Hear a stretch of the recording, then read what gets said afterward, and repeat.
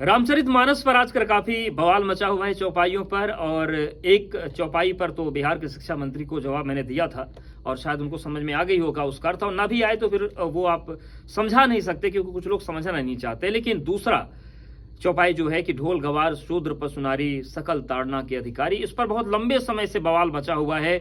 देश के बड़े बड़े विद्वानों ने समझाया, अपने तर्क रखे, लेकिन जिसे नहीं मानना, जिसे एजेंडा चलाना है वो चलाएंगे। लेकिन फिर भी सवाल एक बार फिर उठा है तो एक जवाब मेरी तरफ से भी।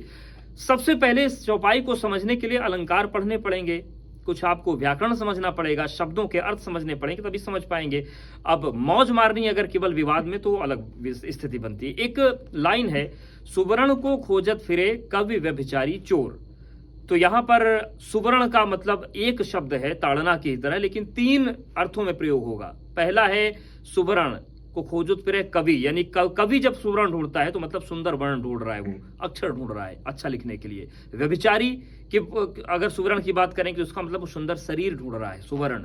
और चोर के लिए अब हम बात करेंगे तो सुवर्ण मतलब कि वो सोना ढूंढ रहा है। मतलब आप देखिए एक ही लाइन में एक सुवर्ण है और तीन अर्थों में प्रयोग हुआ है।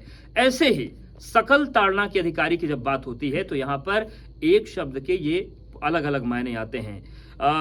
ढोल की बात अगर आप करिए तो ढोल का ताड़ना, उसको खींचना पड़ता है। आप उसको ताड़न करेंगे, खींचेंगे उसकी डोरियों को, बद्धियों को, या नट होता है, कुछ नट बोल्ट वाले होते हैं, वो टाइट करेंगे तभी अच्छा बजेगा, धमक तभी आएगी।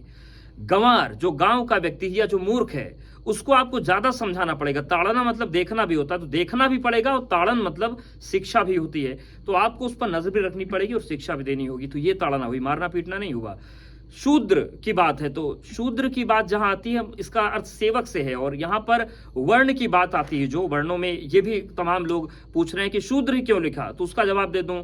उसमें लिखा है कि जन्मना जायते शूद्र संस्कारा द्विज उच्यते, जो ऐसा काम है वैसा वर्ण होता है। तो अगर सेवक वर्ग है तो उस पर भी आपको नजर रखनी पड़ेगी, उसके कामकाज को देखना पड़ेगा, वरना अगर वो काम नहीं करेगा तो आपके काम का नुकसान होगा। तो देखना पड़ेगा, सही अर्थ में है। और नारी पशु की बात आती है। पहले बैल चलते थे, देशकाल परिस्थिति भी साहित्य में देखी जाती है, बैल को पीटना पड़ता था हल चलाते समय, तो ताड़ना वहां भी जरूरी थी। और नारी, ताड़न सीधा अर्थ है, यानी कि शिक्षा, जो नारी शक्ति है उसको पढ़ाना पड़ेगा आपको। तुलसीदास ने उस वक्त में लिख दिया था, लेकिन समझाने वालों को कौन समझाए, उन्होंने पहले कह दिया था कि रोटी केवल आप न बनवाएं, पढ़ाना भी होगा।